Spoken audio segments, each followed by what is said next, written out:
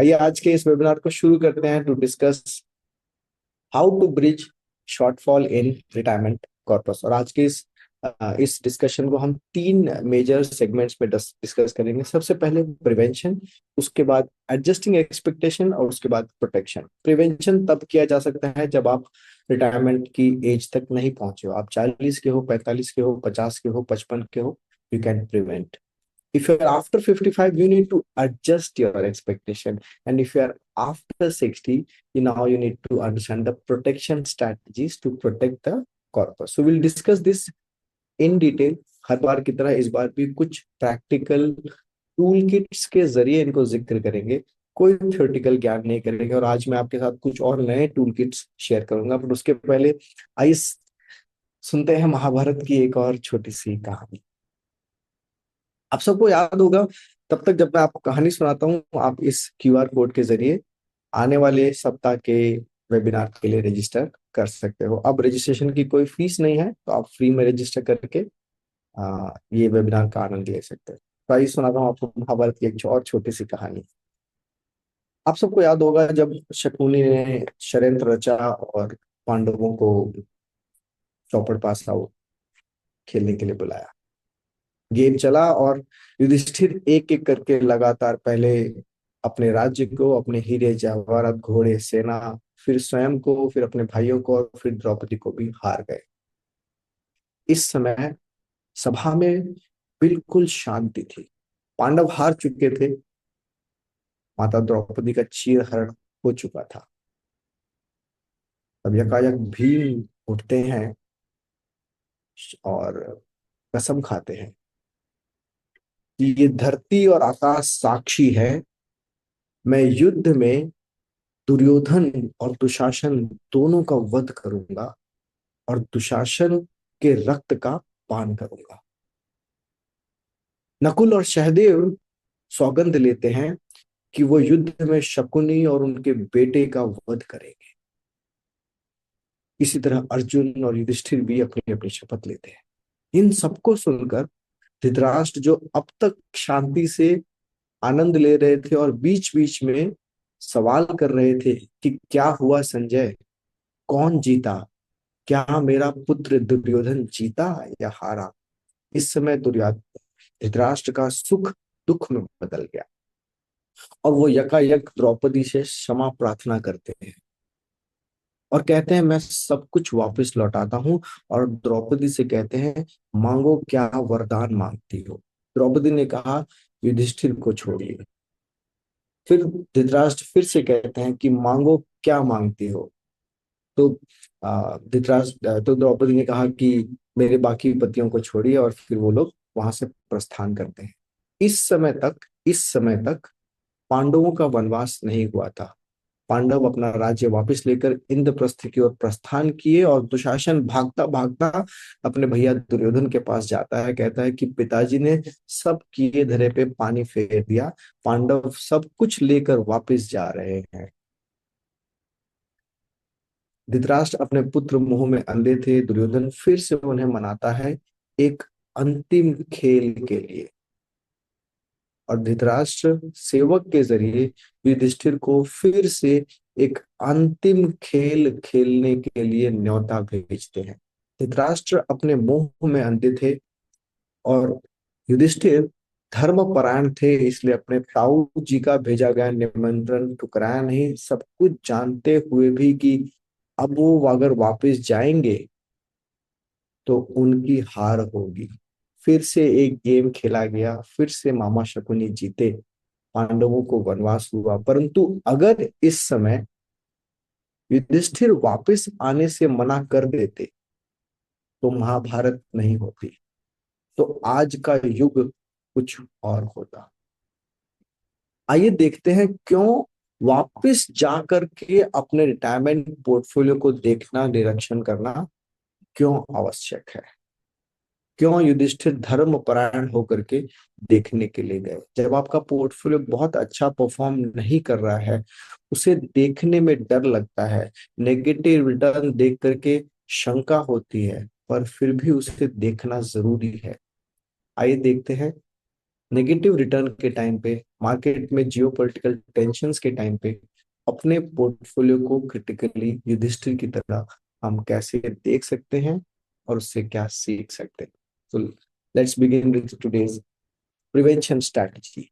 Retirement के पक्ष में आमतौर पर थंब रूल पर और पिछले सप्ताह जो हमने डिस्कस किया उसके मुताबिक लगभग लगभग रिटायरमेंट के बाद आपका महीने का खर्चा 70% तक रह जाता है। अगर रिटायर होने के पहले आप लाख रुपए महीना खर्च कर रहे हो तो रिटायरमेंट के बाद आपका खर्चा 70% हो जाता है। लेकिन ये एक स्टैंडर्ड मापदंड है, इस स्टैंडर्ड मापदंड के जरिए आप आगे नहीं बढ़ सकते। तो मैंने कुछ प्रैक्टिकल टिप्स एंड टूल्स खोजने की कोशिश की जिसके जरिए आप घर बैठे 5 मिनट में अपना रिटायरमेंट कॉर्पस आइडेंटिफाई कर सकते हो। कैसे? मैंने अपना पेटीएम खोला और पेटीएम खोल करके मैंने अपने पेटीएम पे समरी निकाली। इस तरीके से ये मेरा पेटीएम है जो मैं आपको सामने दिखा रहा हूँ और आप देखोगे इस पे पिछले 6 महीने की समरी साफ साफ दिख रही है। तो मैंने पिछले 6 महीने में, क्योंकि आजकल हम ज्यादातर लोग डिजिटल पेमेंट्स यूज करते हैं, करना ही पड़ता है, तो मैंने देखा नवंबर के महीने में मैंने सबसे ज्यादा पैसे खर्च किए थे, 1,76,000 रुपए। पेटीएम मेरे खर्चों की समरी मुझे बना के देता है। इसी तरह बाकी ऑनलाइन एप्लीकेशंस भी आपके खर्चों की समरी आपको बना के देते हैं। यहाँ पे मुझे बता रहा है कि 1,76,000 रुपए में से मैंने कितने पैसे ट्रांसफर किए, कितने शॉपिंग किए, कितने ग्रोसरीज पे खर्च किए, कितने बिल पेमेंट्स पे खर्च किया, कितना फूड ऑर्डरिंग पे खर्च किया।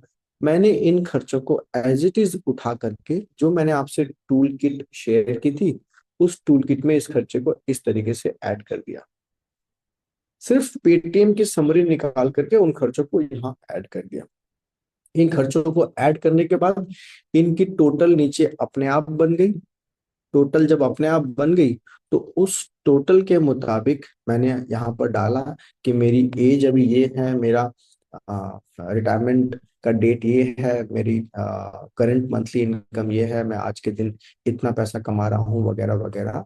ये कैलकुलेटर स्वयं मुझे बता रहा है कि अगर आज मैं 40 वर्ष का हूँ और अगर आज मैं 1,99,000 रुपए महीने का खर्च कर रहा हूँ तो मेरा retirement corpus given rate of inflation, given rate of interest के साथ एडजस्ट करके मेरा real rate of return is 3.88%। ये मैंने कैलकुलेट नहीं किया, ये कैलकुलेटर ने खुद किया। अभी तक मैंने कैलकुलेटर में सिर्फ पेटीएम से कॉपी करके अपने खर्चों को डाला। मैं धीरे धीरे चलूंगा और बैकवर्ड फॉरवर्ड करके आपको बार बार दिखाते रहूंगा बिकॉज एट टाइम्स दिस में sound technical but this is absolutely not technical. Everything here is happening automatically. आपको अभी तक सिर्फ अपने खर्चे यहाँ इस एक्सेल फाइल में डालने की जरूरत है। खर्चे डालने के बाद उसका टोटल स्वयं कैलकुलेट हो रहा है। आपको अपनी डेट ऑफ बर्थ ऊपर डालने की जरूरत थी, वो डालने के बाद 60 साल की उम्र के हिसाब से आपका डेट ऑफ रिटायरमेंट स्वयं कैलकुलेट हो रहा है। आज आपकी उम्र क्या है वो भी स्वयं कैलकुलेट हो रही है। अगर आज मैं 40 का हूं तो रिटायरमेंट के साथ साथ मेरे 20 वर्ष अभी बाकी है, मतलब 240 महीने बाकी हैं, वो भी अपने आप कैलकुलेट हो रहे हैं। रेट ऑफ इंटरेस्ट इसमें 10% दिया गया है, रेट ऑफ इन्फ्लेशन इसमें 6% दिया गया है। Inflation adjusted rate of investment स्वयं कैलकुलेट हो रही है। इसके हिसाब से कैलकुलेटर मुझे बता रहा है कि अगर 40 साल की उम्र पे मेरा खर्चा 1,99,000 है तो जब मैं 60 साल का होऊंगा तो मेरा खर्चा महीने का 2,37,000 होगा।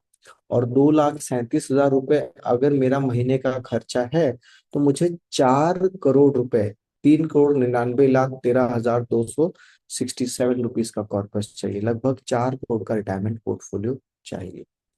ये हो गई मेरी बैलेंस शीट की लायबिलिटी तैयार कि मुझे अपने रिटायरमेंट के लिए कितना पैसा चाहिए। This gives you exact calculation of your desired retirement corpus. अगर इस पे कोई सवाल है तो सवाल करें, नहीं तो मैं आगे बढ़ूंगा। इसके बाद हम देखेंगे कि इस कॉर्पस के साथ कंपेयर करने के लिए आपका एक्चुअल कॉर्पस क्या है वो कैसे जाना जाए, वो भी इसी में स्वयं अपने आप कैलकुलेट होगा। Yes, if but if you have any question on this you can ask now. चलिए आगे बढ़ता हूँ अब।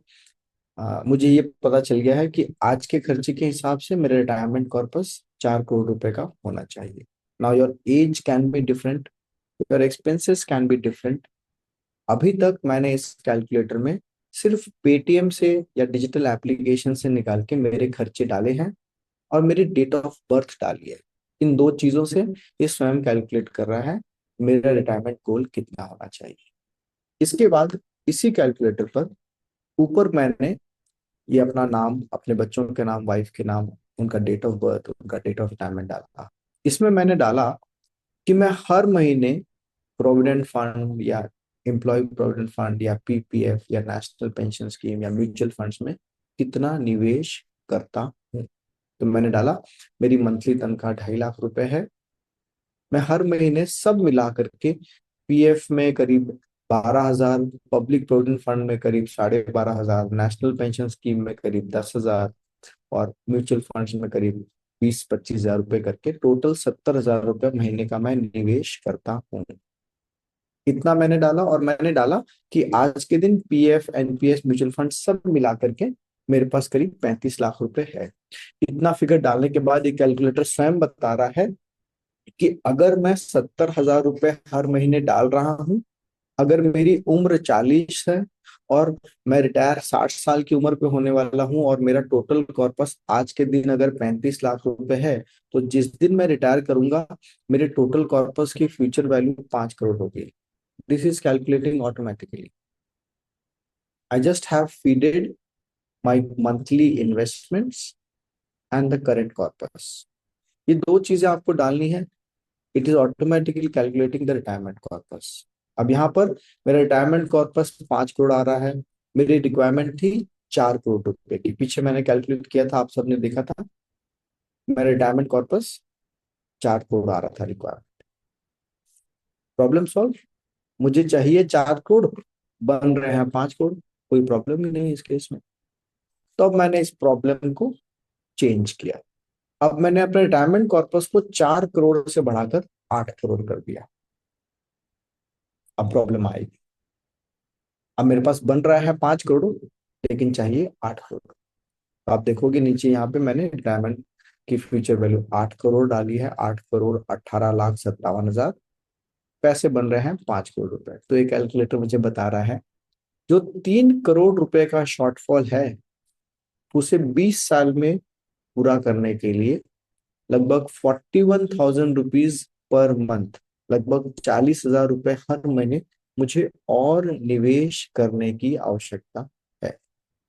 ध्यान रखें, अभी तक मैंने इस कैलकुलेटर में अपनी डेट ऑफ बर्थ, अपने महीने का खर्चा और अपना मंथली कंट्रीब्यूशन, इन चीजों के अलावा और कुछ नहीं डाला है। It is calculating all of this automatically and it will take you less than 5 minutes to calculate everything. It is, ये आपको स्वयं बताएगा कि आपके रिटायरमेंट कॉर्पस में जो भी शॉर्टफॉल है, फर्क नहीं पड़ता आपकी आज की उम्र क्या है। आपकी रिटायरमेंट 5 साल दूर है या 10 साल दूर है या 15 साल दूर है, this will tell you what is the shortfall and if there is a shortfall how much you need to invest to meet that shortfall। यहाँ पर दो चीजें आप कर सकते हो। अगर आपकी उम्र कम है, 40, 45, 50 के हो, तो आप ज्यादा निवेश कर सकते हो।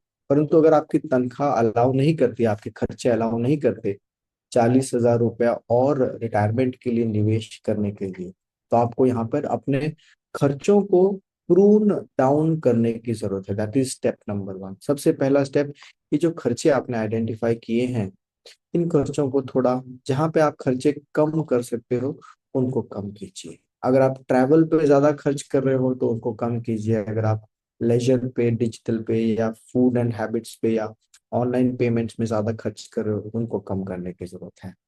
अगर आप खर्चे कम करने के बाद भी शॉर्टफॉल में आ रहे हो, then you need to increase your rate of return, you need to be more aggressive.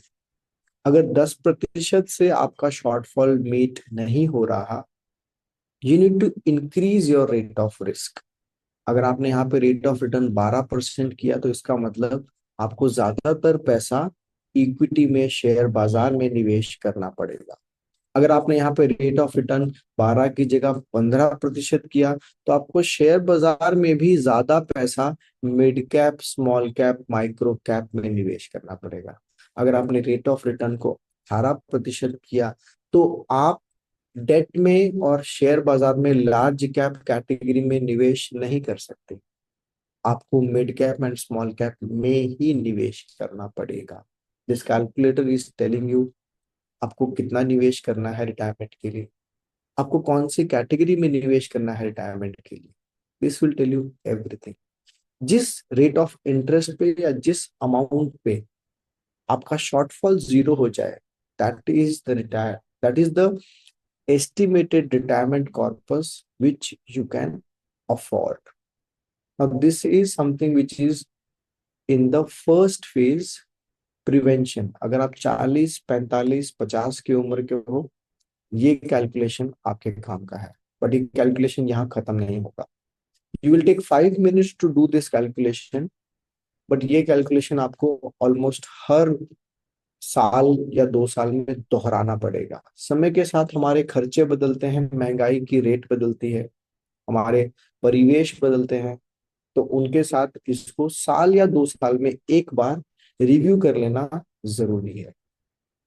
मैं ज्यादातर लोगों का जब रिटायरमेंट प्लानिंग करते हैं हम लोग, तो हम उस प्लानिंग में उनके स्पाउस को साथ में इंक्लूड करना नहीं भूलते, क्योंकि खर्चों की जब बात आती है तो females are more competent in identifying the regular household expenditures. Men will always underestimate the expenses. Female do have a natural acumen to identify the correct expenses. बहुत सारे ऐसे खर्चे हैं जो रोजमर्रा में शायद हम ध्यान नहीं दे पाते, बट उनके फिंगर टिप्स पे होते हैं वो खर्चे। So it's better to plan your retirement corpus with your spouse. So that's the first step in terms of prevention. एक बार ये कीजिए और फिर इसको साल या 2 साल में एक बार आप रिव्यू कर लेते हो, आई थिंक दैट इसको हर महीने रिव्यू करने से कुछ नहीं होगा, इसको हर 3 महीने में रिव्यू करने से कुछ नहीं होगा, साल में एक, because ultimately this is still a projection and this needs to be done more actively when you are near to your retirement. जब आप रिटायरमेंट के साल भर दूर हो या 6 महीने दूर हो, उस समय आपके खर्चे जो हैं वही आपके स्टैटिक खर्चे हैं जो रिटायरमेंट के बाद भी रहेंगे। And if you are using digital payments, this can be a blessing in disguise. Within a few minutes you can identify your retirement portfolio. So this is with the prevention part of the strategy. आइए आगे बढ़ते हैं। If you have cross the age of prevention, अगर आप 45-50 के नहीं हो, आप प्रिवेंशन की कैटेगरी से आगे बढ़ चुके हो, अब आपको क्या करना चाहिए? This is the time when you need to review your assumptions and you need clear retirement expenses in this case.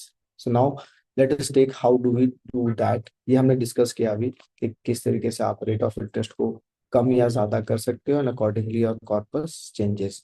पहले मैंने इसी कॉर्पस पे जब कैलकुलेट किया था, रेट ऑफ इंटरेस्ट कम ली थी तो कॉर्पस 4 करोड़ आ रहा था, अब उसको बढ़ा दिया इन्फ्लेशन को, तो अब मेरे कॉर्पस की रिक्वायरमेंट 8 करोड़ हो गई है। क्यों? क्योंकि मैं अफोर्ड कर सकता हूँ 8 करोड़, तो मैंने इसको 8 करोड़ कर दिया। This is how the expenses. I will share this Excel sheet with you so that you will be able to use this at your own sweet will. और इसमें कुछ और खास करने की जरूरत नहीं है। Now, if you're already on the verge of retirement, अगर आप 60 साल के हो चुके हो, आपने कॉर्पस कैलकुलेट कर लिया है, खर्चे कम करके देख लिया है, रेट ऑफ इंटरेस्ट बढ़ा के देख लिया है, but it is not matching, अभी भी फिगर नेगेटिव में जा रहा है, then this is the call, आपको सेकंड करियर चूज करना पड़ेगा। आपको चूज करना पड़ेगा कि रिटायर होने के बाद भी 2 या 3 साल, सेवानिवृत्ति के बाद भी 2 या 3 साल आपको कहीं पे as a consultant, as an advisor job करने की आवश्यकता है। अगर आप वो कर सकते हो तो आपको वो करना चाहिए। अगर आप वो नहीं कर सकते तो आपको कॉर्पस में जो शॉर्टफॉल आ रहा है उसको कुछ 3-4 साल के लिए डिले करने की जरूरत है। ऐसा नहीं हो सकता कि आप रिटायरमेंट के कॉर्पस को आज निवेश करोगे और कल से रिटर्न आने लगेगा। It's like sowing a seed. एक बीज जब हम बोते हैं तो उससे पौधा कल अंकुरित नहीं होगा, परसों से फल नहीं लगेंगे। अगर अभी भी शॉर्टफॉल है, आप 60 साल की उम्र के पास पहुंच चुके हो, अब आपको जो पैसा इकट्ठा किया है उसे निवेश करके 1 साल 2 साल 3 साल वेट करना पड़ेगा। और कोई साधन नहीं है आपके पास। जब ये 2-3 साल आप वेट कर रहे हो, तब तक जो आपने पैसे निवेश किए हैं वो जर्मिनेट होंगे, वो अपने आप ग्रो होंगे, पोर्टफोलियो में थोड़ा रिजर्व क्रिएट होगा, which can help you increase the longevity of your portfolio on an average. साधारण तौर पर रिटायर होने के बाद अगर आप अपने पोर्टफोलियो को 1 साल टच नहीं करते हो, उसमें से सिस्टमेटिक विड्रॉवल नहीं लेते हो, ऑन एन एवरेज रिटायर होने के बाद हर 1 साल जो आप पोर्टफोलियो को टच नहीं करते हो, वो आपके पोर्टफोलियो की अंतिम समय में लगभग 3 साल की लॉन्जिटिविटी बढ़ाता है। हर 1 साल जो पैसे आपने खर्च नहीं किए, वो आपके पोर्टफोलियो को 3 एक्स्ट्रा साल देता है, क्योंकि जो पैसे आपने अभी विड्रॉ नहीं किए वो लंबे समय के लिए कंपाउंड होने वाले हैं। This is a very generic factual calculation. This can change from person to person. Now if you are beyond the prevention category, और इफ आप अपने रिटायरमेंट को डिले नहीं कर सकते हो, अगर आप रिटायर होने वाले हो और आपके पास कोई सेकंड नौकरी करने का साधन नहीं है, अगर आप कॉर्पस को डिले भी नहीं कर सकते हो, then you enter into the third stage, that is prevention.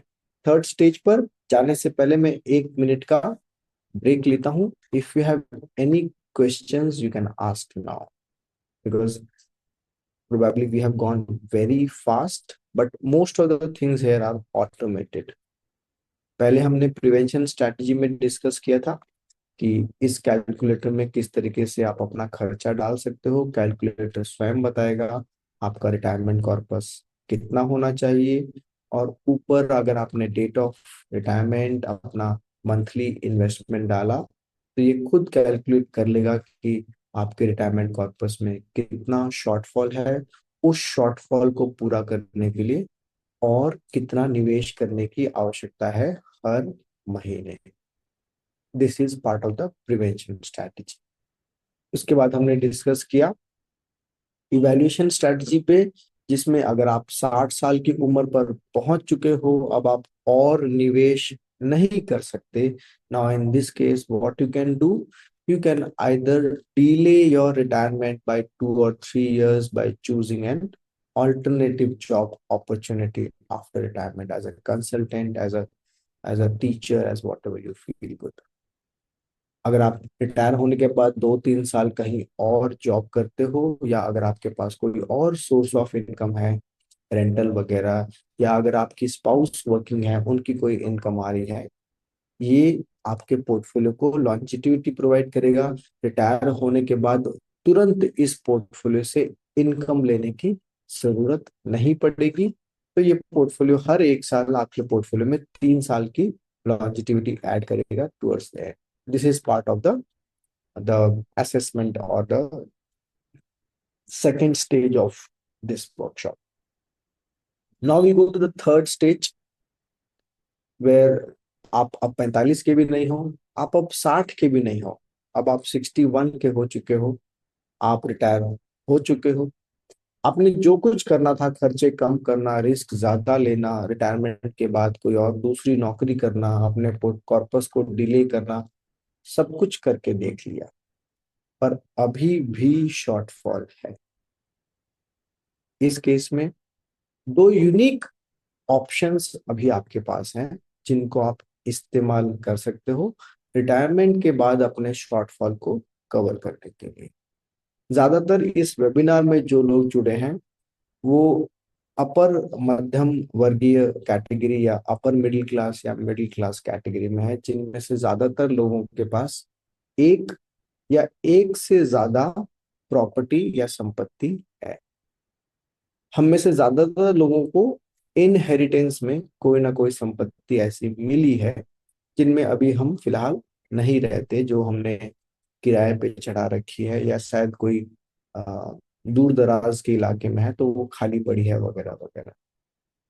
उस केस में रिटायरमेंट के बाद reverse mortgage is a very unique solution for all of us.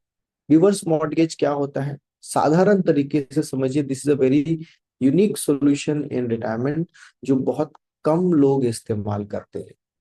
और प्रैक्टिकली आज के दिन आप रिवर्स मॉर्टगेज यूज कर सकते हो। कैसे? मैं यहाँ दिल्ली में रहता हूँ और हमारे पास राजस्थान में एक अनऑक्यूपाइड प्रॉपर्टी है। It's a property which is not occupied, ना वो रेंटेड है, कुछ नहीं, खाली पड़ी है, पुरानी प्रॉपर्टी है वगैरह। रिवर्स मॉर्टगेज के जरिए स्टेप नंबर 1, अगर मैं 60 साल का हूं और मेरी स्पाउस 55 से ज्यादा की है, और अगर प्रॉपर्टी मेरे नाम पे है, तो मैं 1 करोड़ रुपए की प्रॉपर्टी को बैंक को दे सकता हूँ मॉर्टगेज के तौर पर।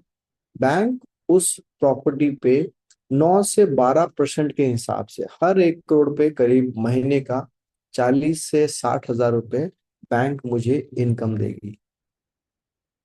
फिर से दोहराता हूँ, अगर मेरे पास कोई एक प्रॉपर्टी है जो मेरे नाम पे है, मैं उसे यूज नहीं कर रहा हूँ, उसमें 2% की रेंटल आती है, 2% की रेंटल लेने की जगह पे मैं उस प्रॉपर्टी को बैंक को रिवर्स मॉर्टगेज में दे सकता हूँ।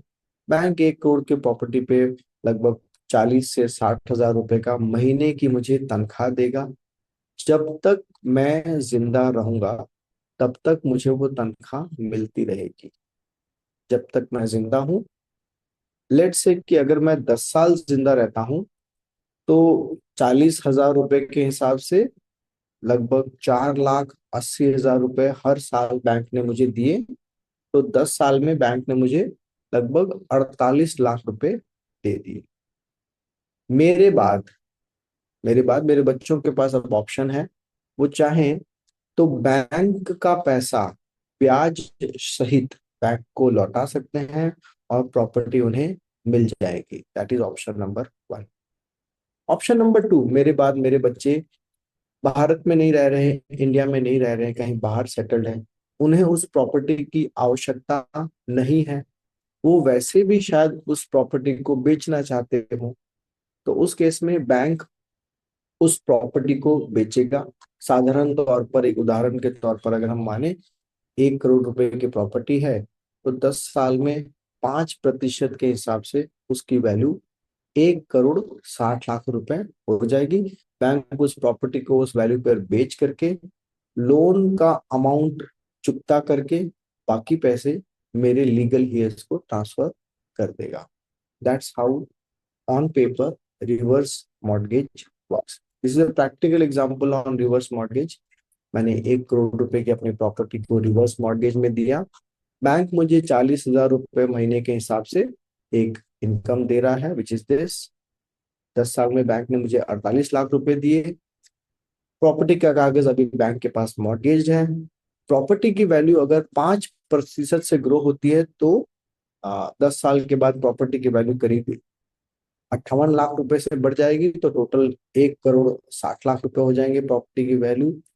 मैंने बैंक से लिए 48 लाख रुपए, जिसके ऊपर बैंक मुझसे 9 या 10% का इंटरेस्ट चार्ज करता है। दैट मीन्स मेरे 48 लाख रुपए जो बैंक ने मुझे दिए, उसकी फ्यूचर वैल्यू हो जाएगी करीब 1,05,00,000 रुपए।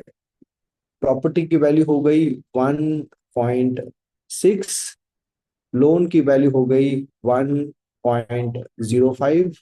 बैंक इस प्रॉपर्टी को बेच करके बाकी 60 लाख रुपए मेरे बच्चों को ट्रांसफर कर सकता है। That is option number 2। या अगर मेरे बच्चे इस प्रॉपर्टी को रिटेन करना चाहते हैं, तो उन्हें बैंक को 1 करोड़ रुपए, 1,05,00,000 रुपए देने पड़ेंगे, जो मैंने कंज्यूम किए, और प्रॉपर्टी वापस से उनकी हो जाएगी।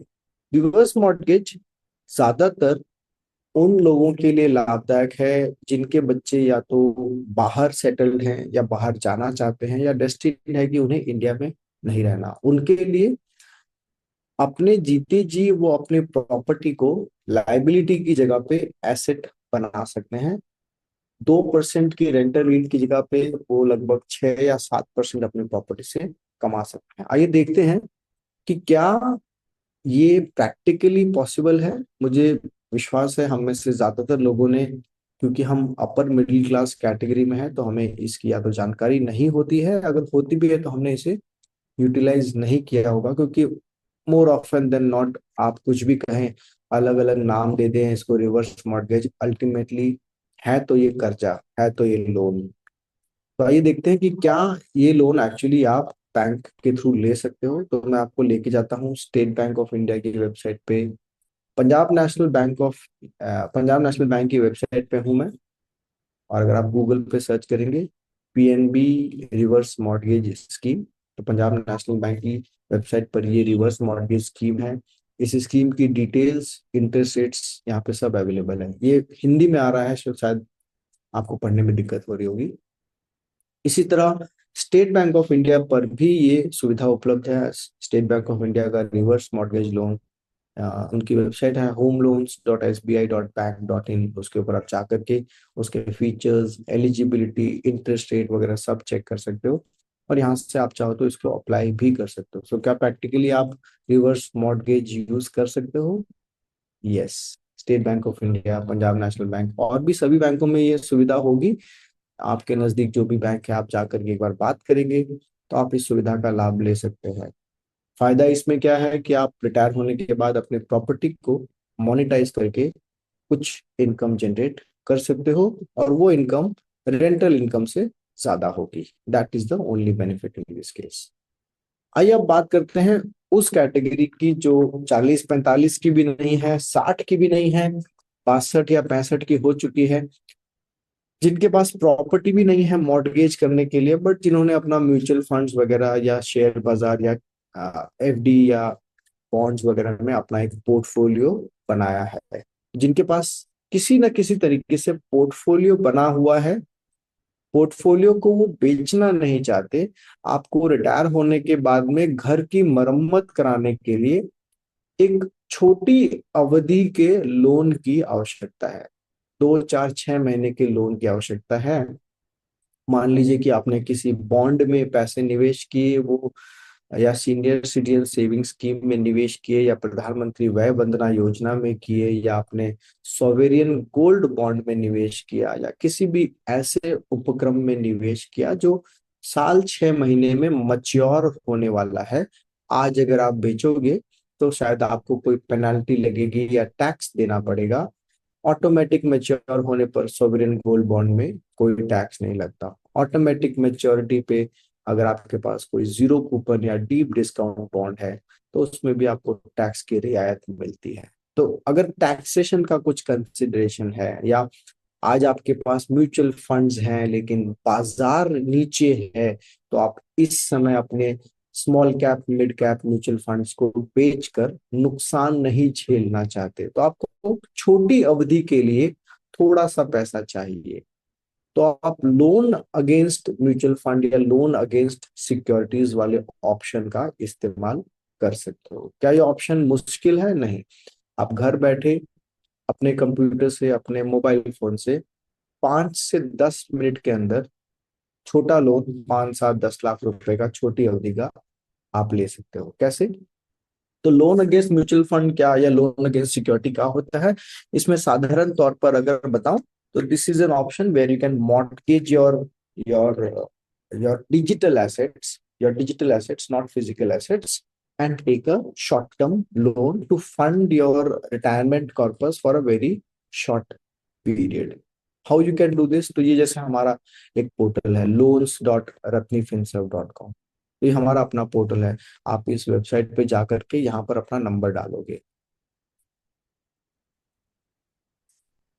आप इस वेबसाइट पे जाकर इस तरीके से यहाँ पर अपना नंबर डाल सकते हो। प्रोसेस बहुत साधारण है, मैं धीरे धीरे आपको बताते चलूंगा, आप देखते चलिए। विद इन 5 मिनट आपका लोन सैंक्शन हो जाता है। कैसे?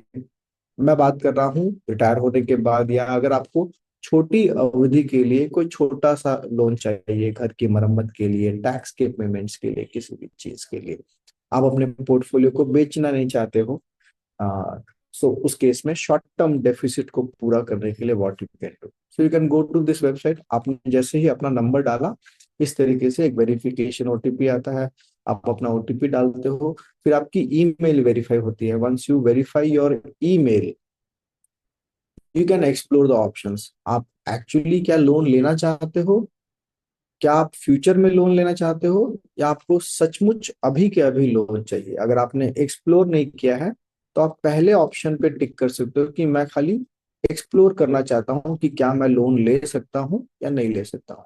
तो इस ऑप्शन पे जैसे ही आप टिक करते हो, it will take you to the next section. आप अपने पैन नंबर को यहाँ पे वेरीफाई कीजिए, और आपके पैन कार्ड से लिंक्ड जो भी इन्वेस्टमेंट्स है वो यहाँ पर ओटीपी और आधार वेरिफिकेशन के बाद आप देख सकते हो। और ये बता रहा है स्क्रीन कि आपके पास आपके पैन नंबर के बेसिस पे जो भी डिजिटल एसेट्स हैं, डिजिटल एसेट्स ध्यान रखिए, इसमें आपकी प्रॉपर्टी और आपकी इंश्योरेंस पॉलिसीज इंक्लूडेड नहीं है। इसमें आपके रिटायरमेंट के जो कुछ एसेट्स हैं, जैसे कि सीनियर सिटीजन सेविंग स्कीम या प्रधानमंत्री वय वंदना योजना, वो सब, या आरबीआई बॉन्ड्स इंक्लूडेड नहीं होते। आपके डिजिटल मार्केट लिंक्ड एसेट्स आपको बताते हैं कि आप यहाँ पर लगभग 5,74,000 के लोन के लिए एलिजिबल हो। इसको आप नीचे और स्क्रॉल करेंगे तो ये आपको बता देगा यहाँ पर कि ये लोन की रेट ऑफ इंटरेस्ट क्या है वगैरह वगैरह। आमतौर पर क्योंकि ये शॉर्ट टर्म लोन है तो इसका रेट ऑफ इंटरेस्ट 10 से 11% के बीच में होता है। This is 10 to 11% annual interest rate. इसके बाद आप कंटिन्यू पे क्लिक करते हो तो ये आपको बताता है कि ये आपके म्यूचुअल फंड्स हैं जो दिख रहे हैं। आप इसमें से कौन से म्यूचुअल फंड को प्लेज करके अपनी क्रेडिट लिमिट सेट करना चाहते हो। वंस यू प्लेज, आपके पास 10 थे, 10 में से आपने 5 को चेक किया, तो प्लेज करके ये बता रहा है कि भाई आपकी लोन की एलिजिबिलिटी कितने रुपए की है, 5,74,000 रुपए की। इस स्टेज पर आप रुक सकते हो अगर आपको लोन की आवश्यकता नहीं है, आप जस्ट क्रॉस चेक करना चाहते हो तो। बट अगर आपको एक शॉर्ट टर्म लोन की आवश्यकता है किसी भी पर्पस की वजह से, तो आप यहाँ पर कंफर्म एंड गेट ओटीपी करके अपने बैंक डिटेल्स वेरीफाई कर सकते हो। इस पूरे प्रोसेस में 3 से 4 मिनट लगा, अगले 3 से 4 मिनट में आपका लोन सैंक्शन हो जाता है। तो this is one of the easiest process to get a short-term loan by not selling your assets but pledging your assets। इस केस में जो म्यूचुअल फंड्स या जो बॉन्ड्स या जो सिक्योरिटीज या जो इक्विटी शेयर्स आपने प्लेज किए हैं उनको बेचा नहीं जाएगा, उनकी ओनरशिप ट्रांसफर नहीं होगी, उनमें जो भी फ्यूचर ग्रोथ होती है वो आप ही की होगी। Once you repay the loan, the assets are again unpledged or addressed to your account। So this is how we discussed today on bridging the shortfall in retirement corpus। आज के subject का बहुत स्पेसिफिक सब्जेक्ट था, how to bridge shortfall in your retirement corpus. It's already 12:15, we are 5 minutes over the scheduled time. हमने 11:30 बजे शुरू किया था, 12:15 पे आज का हमारा सब्जेक्ट कंप्लीट हुआ। आज आप लोग जिन जिन लोगों ने रजिस्टर किया है उनको जो मैंने एक्सेल टूल किट वगैरह शेयर किए थे वो ईमेल के जरिए इस वेबिनार के बाद मिल जाएंगे। उस टूल किट के जरिए आप किसी भी उम्र वर्ग के हो सकते हो, आप अपना रिटायरमेंट कॉर्पस क्या होना चाहिए, आप अपने एक्सपेंसेस, आप अपने टूल किट्स खुद एक्सेस करके एंजॉय कर सकते हो। अगले शनिवार we will be discussing on global investing by GIFT City. Australia की कौन सी कंपनी है जिसमें आपको निवेश करना चाहिए, यूएस के कौन से आईटी स्टॉक्स हैं जिनमें आपको निवेश करना चाहिए, चाइना के कौन से फार्मास्यूटिकल कंपनीज हैं जो सबसे ज्यादा शोध कर रहे हैं और उनमें आपको निवेश करना चाहिए। So will discuss all about global investing. Will discuss a little bit on the geopolitical factors concerning Venezuela, concerning de-dollarization which we are facing। और आज के दिन जब हम भारत में बैठे हैं, हम इस सच से मुंह नहीं फेर सकते कि फिलहाल भारत के ऊपर यूएस की तरफ से सबसे ज्यादा हेवी टैरिफ्स इम्पोज किए गए हैं। और गए दिन कल शाम को एक और स्टेटमेंट भी आया है जहां पे यूएस प्रेसिडेंट ने कहा है कि अगर भारत रशिया से तेल इंपोर्ट करना बंद नहीं करता है, कम नहीं करता है, तो शायद और हेवी टैरिफ्स का सामना करना पड़े।